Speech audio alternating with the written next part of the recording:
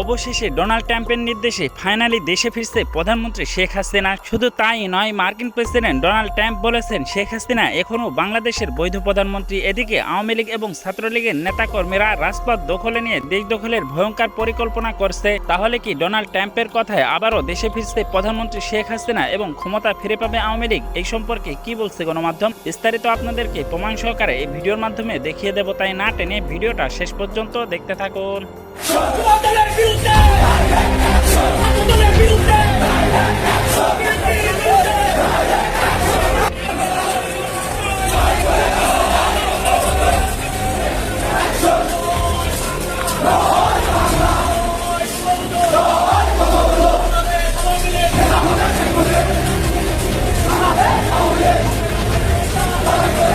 এবার ঝিনাইদহে প্রকাশ্যে টেটা বল্লম নিয়ে স্মরণকালের বিশাল বিক্ষোভ মিছিল করেছে আওয়ামী লীগ ও ছাত্রলীগের নেতাকর্মীরা। আওয়ামী লীগের ভাইদের জন্য সুখবর দিয়ে আসলাম। এই যে টান দিবেন না, আমি শোনাচ্ছি, আগে আমার কথাগুলো শুনেন। আজকে এমন খুশির খবর দেব যেই খুশির খবর বাঙালি জাতি 54 বৎসরেও পায় নাই।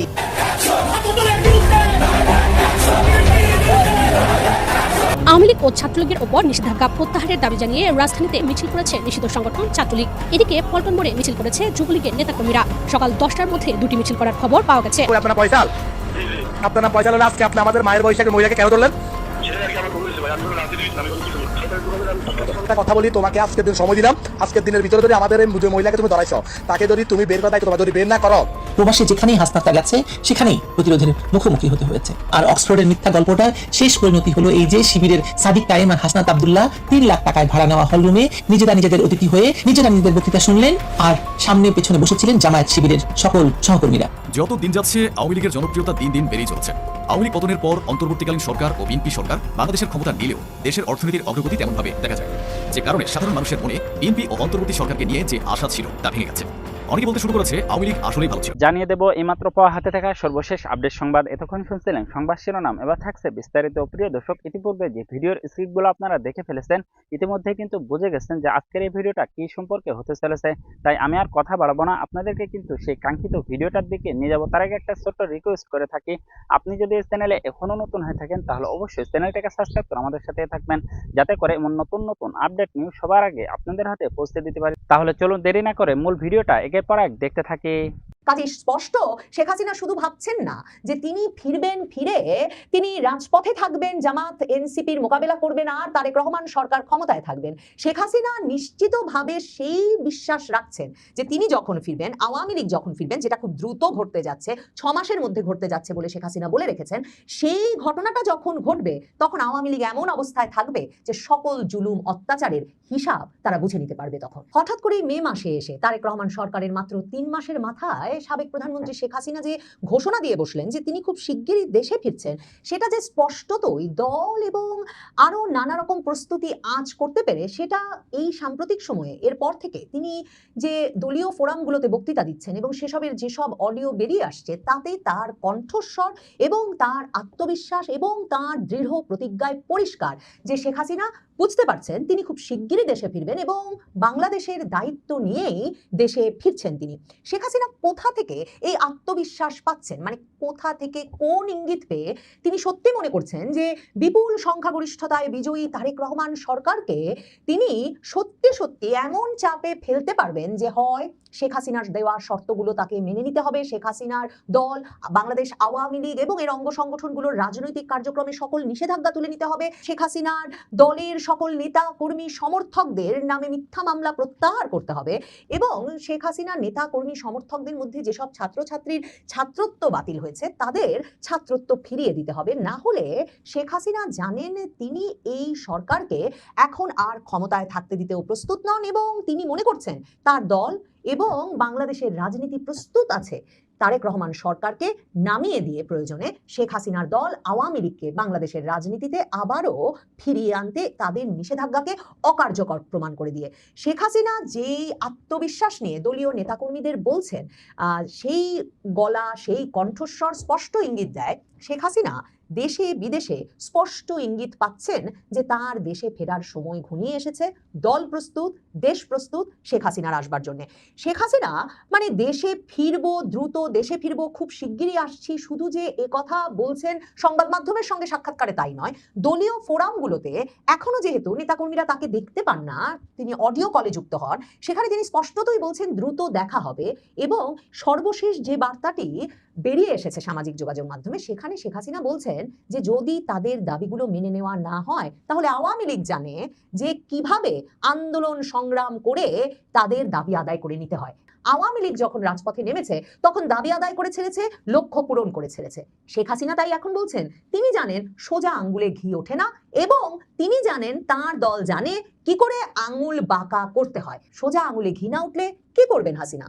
খুবই দ্রুত আমি ফিরে আসবো। আল্লাহ যখন বাঁচিয়ে রেখেছেন, নিশ্চয়ই এই সমস্ত ময়লা আবর্জনা সাফ করার জন্য আমাকে বাঁচিয়ে রেখেছেন। কিভাবে আন্দোলন করতে হয় আর কিভাবে দাবি আদায় করতে হয় সেটা আমরা জানি।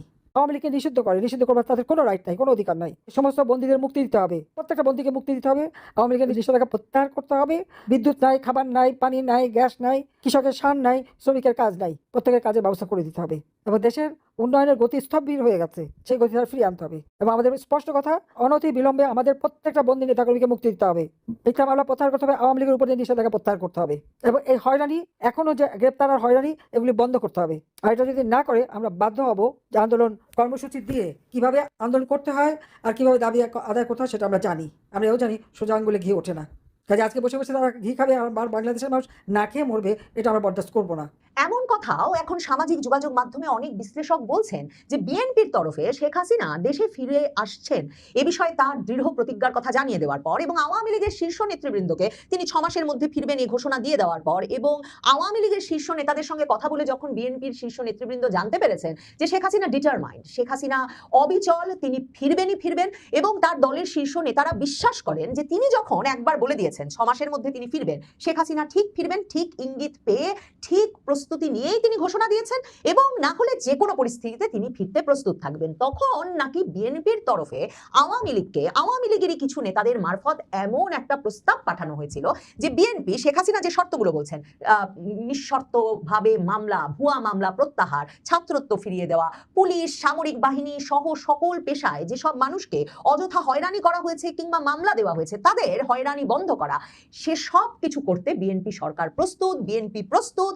আওয়ামী লীগের রাজনৈতিক কার্যক্রমে নিষেধাজ্ঞা তুলে নিয়ে আওয়ামী লীগকে রাজনীতিতে ফিরতে দিতে, কিন্তু বিএনপিও তাদের তরফে কয়েকটা শর্ত জুড়ে দিয়েছে। বিএনপি বলেছে যদি আওয়ামী লীগ আগামী 5 বছর বিএনপি শান্তিতে স্বস্তিতে সরকার পরিচালনা করতে পারবে, সরকার পতনের কোনো আন্দোলন আওয়ামী লীগ করবে না, এই গ্যারান্টি দিয়ে বাংলাদেশের রাজনীতিতে ফিরতে চায়, তাহলে বিএনপি প্রস্তুত। বিএনপির আরেকটি শর্ত হচ্ছে আওয়ামী লীগ রাজপথে থাকুক, কিন্তু রাজপথে তারা জামায়াতে ইসলামী এবং এনসিপি কে মোকাবেলা করুক, কারণ বিএনপি মনে করছে তার রাজনৈতিক শক্তি নাই আপাতত জামায়াতে ইসলামী বা এনসিপি কে কোনোভাবে রাজনৈতিকভাবে সাংগঠনিকভাবে মোকাবেলা করার। কিন্তু শেখ হাসিনার কাছে যখন সে প্রস্তাব পৌঁছেছে, শেখ হাসিনা সরাসরি বলেছেন যে তিনি কোনো পশ্চিমা দেশ পরাশক্তি কারো শর্ত মেনে কখনো ক্ষমতায় আসেন নাই, কখনো ক্ষমতায় থাকেন নাই। সেখানে তারেক রহমান সরকারের প্রস্তাব মেনে তাদেরকে 5 বছরের জন্য একটা নিঃশর্ত মানে ক্ষমতায় থাকার সুযোগ দিয়ে এবং তাদের সাজানো রাজনীতির একটা গুটি হয়ে শেখ হাসিনা কিছুতেই রাজনীতিতে ফিরতে বা আওয়ামী লীগকে রাজনীতিতে ফেরাতে চান না,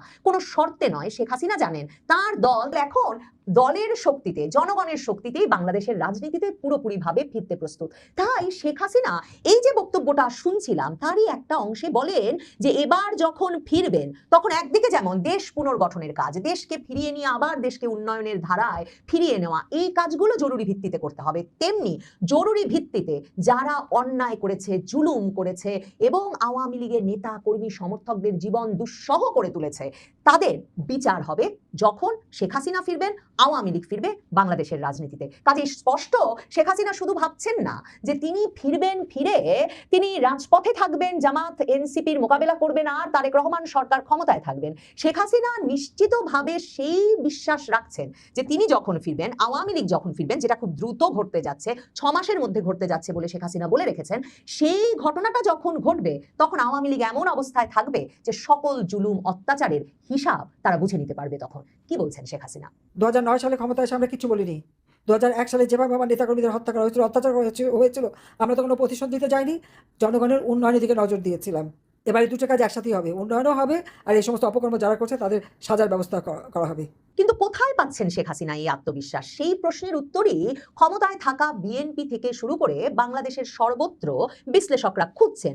এমনকি এই যে একটা নিষিদ্ধ ঘোষিত দল, তাদের মিছিল ঠেকানো যাচ্ছে না। রাজধানী ঢাকা শহরে তারা মিছিল করছে এবং সারা দেশে নানা সময় মিছিলের আকার ক্রমাগতভাবে বাড়ছে এবং এক রকমের বেপরোয়া হয়ে উঠেছে আওয়ামী লীগ এবং আওয়ামী লীগের দলীয় নেতা কর্মী, অঙ্গ সংগঠনের নেতা কর্মী, সমর্থকেরা। কারণ শেখ হাসিনা বলেছেন সকলকে সংগঠিত হয়ে রাজপথে থাকতে হবে এই সময়টায়।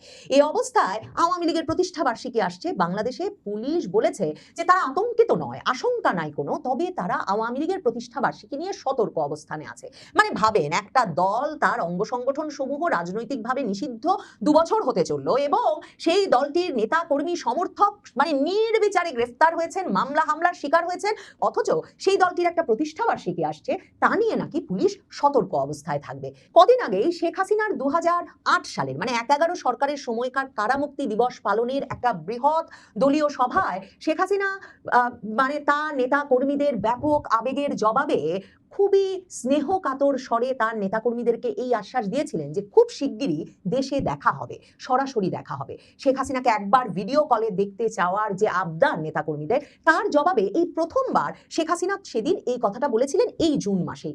তখন থেকেই এই খবরটা বিশেষভাবে আওয়ামী লীগের নেতাকর্মীদের মধ্যে ছড়িয়ে পড়েছিল যে শেখ হাসিনা আগে তো কখনো বলেন নাই যে খুব দ্রুত দেখা হবে, কারণ তিনি তার ঘনিষ্ঠ পরিসরে এর আগেও বলেছেন যে তিনি তখনই সকলের সঙ্গে সাক্ষাৎ করবেন, ভিডিও কলে আসবেন, দেখা দেবেন, সাক্ষাৎ দেবেন যখন তিনি দেশে ফিরতে পারবেন। কাজেই এই যে নেতাকর্মীদের হঠাৎ করে বলে বসলেন যে দ্রুত দেখা হবে, সামনাসামনি দেখা হবে, দেশে দেখা হবে, সেটা একটা বড় আলোড়ন সৃষ্টি করেছিল আওয়ামী লীগের নেতাকর্মীদের মাঝে। ওই সভায় যারা উপস্থিত ছিলেন, বিশেষভাবে আওয়ামী লীগের সিনিয়র নেতৃবৃন্দ সহ বিভিন্ন জেলা, উপজেলা এবং সংগঠনের বিভিন্ন পর্যায়ের নেতাদের মধ্যে।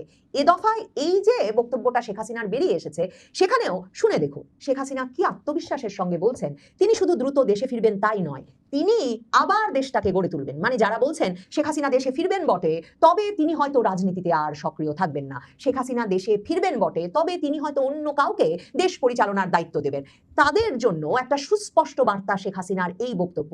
মানে এটা শুনলে স্পষ্টতই বোঝা যায় কেন তারেক রহমান সরকার, তারেক রহমান সহ বিএনপির শীর্ষ নেতৃবৃন্দের এক রকমের আতঙ্ক সৃষ্টি হয় যখন তারা শোনেন শেখ হাসিনা ঘোষণা দিয়ে দিয়েছেন যে তিনি দেশে ফিরবেন। শেখ হাসিনা বলছেন তিনি দেশে ফিরবেন, শুধু তাই নয়, দ্রুত ফিরবেন তাই নয়, 2041 সালের যে স্মার্ট বাংলাদেশ গঠনের প্রতিশ্রুতি তিনি দিয়েছিলেন, সেই স্মার্ট বাংলাদেশ গঠন করা হবে আওয়ামী লীগের নেতৃত্বেই। তার মানে শেখ হাসিনা এখনো বাংলাদেশ নিয়ে তার কোনো পরিকল্পনা, স্বপ্ন বা আশাবাদ এখনো ছাড়েন নাই। শেখ হাসিনা এই আস্থা, এই বিশ্বাস কোথা থেকে পাচ্ছেন সেটা নিশ্চিতভাবে একটা বিস্ময় বটে। শেখ হাসিনার বক্তব্যের সেই অংশটি শুনেই আজকের বয়ান শেষ করতে চাই। আমি আছি, আমি থাকবো এবং আমি আসবো, খুবই দ্রুত আমি ফিরে আসবো। আল্লাহ যখন বাঁচিয়ে রেখেছেন, নিশ্চয়ই এই সমস্ত ময়লা আবর্জনা সাফ করার জন্য আমাকে বাঁচিয়ে রেখেছেন, আমি জানি। এবং আমার হাত দিয়ে এই বাংলাদেশ আবার উঠবে। 2041 সালে স্মার্ট বাংলাদেশ ইনশাল্লাহ আমরা গড়ে তুলবো। সবাইকে ধন্যবাদ। জয় বাংলা, জয় বঙ্গবন্ধু, বাংলাদেশ চিরজীবী হোক। খোদা হাফেজ। সর্বশেষ ডিম তত্ত্বের মতোই এখন বলা হচ্ছে ভারত নাকি তারেক রহমানকে বেছে নিয়েছিল, আর এখন নাকি বাংলাদেশের প্রধানমন্ত্রী সেই ভারতের সঙ্গেই বেইমানি করছে। কথাগুলো কারা বলছে বুঝতে নিশ্চয়ই পারছেন। পতিত আওয়ামী লীগের সাঙ্গপাঙ্গরা।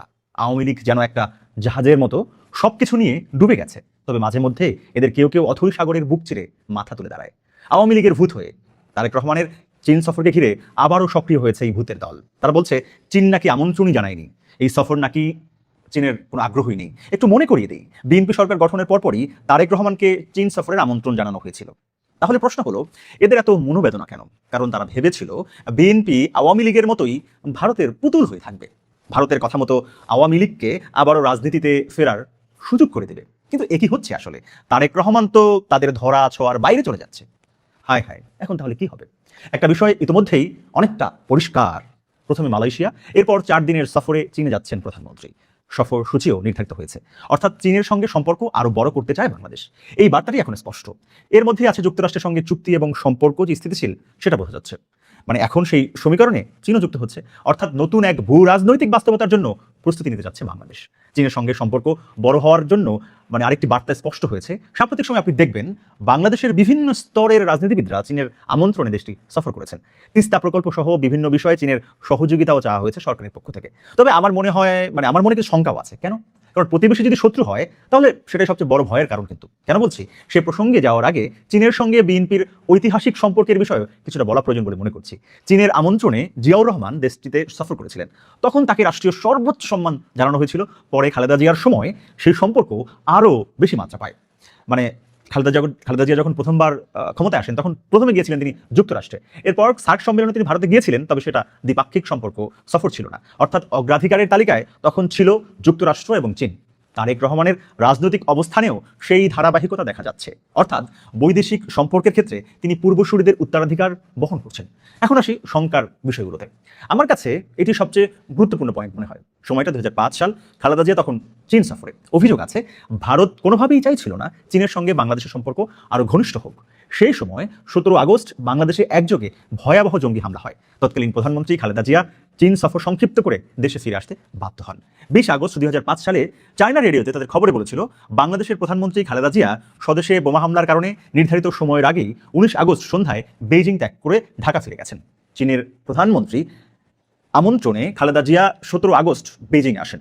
পরিকল্পনা অনুযায়ী তার 5 দিনের সফর করার কথা ছিল, কিন্তু 17 আগস্ট সকালে বাংলাদেশের রাজধানী ঢাকা এবং দেশের 58টি এলাকায় জেলায় একই সঙ্গে বোমা বিস্ফোরণের ঘটনা ঘটে। এতে কমপক্ষে 2 জন নিহত এবং 130 জন আহত হন। এই ঘটনার অভিযোগের তীর সবসময় ভারতের দিকে ছোড়া হয়েছিল, অর্থাৎ বিষয়টি যথেষ্ট গুরুতর। এই কারণেই অনেকে প্রশ্ন করতে পারেন সবকিছুতেই কেন ভারতের সংযোগ খোঁজা হয়। তার অনেক কারণ আছে, সেই আলোচনা অন্য আরেকদিন হবে।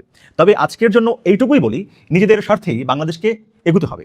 চীন, যুক্তরাষ্ট্র গুরুত্বপূর্ণ অগ্রাধিকার পেতে পারে, কিন্তু ভারতের সঙ্গেও সম্পর্কটা কূটনৈতিকভাবে পরিচালিত হতেই হবে। তবে অবশ্যই মাথা উঁচু করে। ভারতের দ্য হিন্দু পত্রিকার এক প্রতিবেদনে দেখলাম আজকে চীন সফর শেষে ভারত সফরও করতে পারেন তারেক রহমান, এমন তথ্য দেওয়া হচ্ছে। মোদী সরকার নাকি এরই মধ্যে আমন্ত্রণও জানিয়েছে। যাই হোক, বাংলাদেশ প্রথম এই রীতি ধরেই এগুতে পারলে কোনো দেশের সঙ্গে সম্পৃক্ত হতে বোধহয় কোনো বাধাই থাকে না। বাংলাদেশ প্রথম, এটাই সবচেয়ে গুরুত্বপূর্ণ। সেই বিষয়টিকে মাথায় রাখলে আমার মনে হয় সবকিছুই তুড়ি মেরে উড়িয়ে দেওয়া যায়। দর্শক, এই ভিডিওটা আপনাদের কাছে কেমন লাগলো? যদি ভালো লেগে থাকে তাহলে অবশ্যই চ্যানেলটাকে সাবস্ক্রাইব করে আমাদের সাথেই থাকবেন, যাতে করে এমন নতুন নতুন আপডেট নিউজ সবার আগে আপনাদের হাতে পৌঁছে দিতে পারি। তাহলে সবাই ভালো থাকবেন, সুস্থ থাকবেন। দেখা হচ্ছে পরবর্তী কোনো আপডেট নিউজ নিয়ে।